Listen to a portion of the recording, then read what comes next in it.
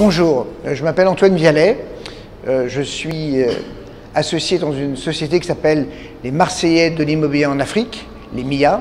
Je viens de manière très régulière en Afrique de l'Ouest et en Afrique centrale et j'aime l'art contemporain.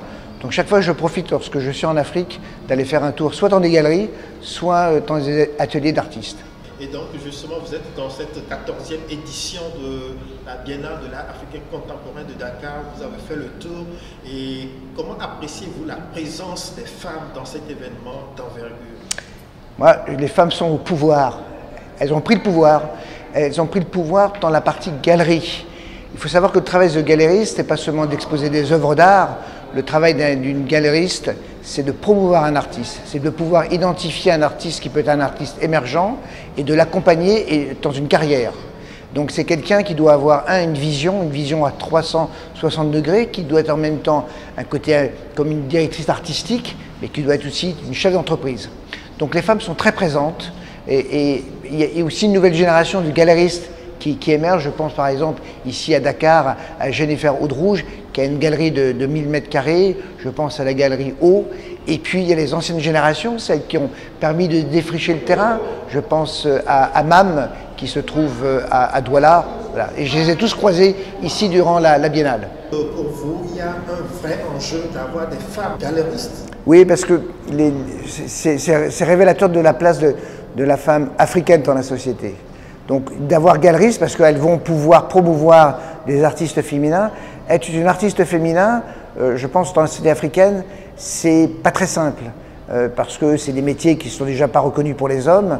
Donc une femme, elle doit comme souvent en faire 2 fois plus ou 3 fois plus pour exister et ensuite être reconnue. Oui. Et alors, les galeries, elles sont là, dans les galeries, elles ont pris le pouvoir, vous dites qu'elles sont présentes, voire omniprésentes, mais et en termes de présence en tant qu'artiste? C'est ce que j'étais en train de vous dire, c'est que je pense que c'est compliqué pour une femme d'être artiste en Afrique, dans le rôle de la société. Donc ça veut dire qu'il faut s'affranchir de beaucoup, voilà, de quelque part de chaînes pour pouvoir exister en tant qu'artiste. Alors vous en trouvez, hein, je pense qu'il doit y avoir 20%, 30% ici dans la Biennale de Dakar qui sont des femmes et souvent elles ont un regard pertinent, percutant, elles sont beaucoup plus audacieuses, elles vont beaucoup plus loin.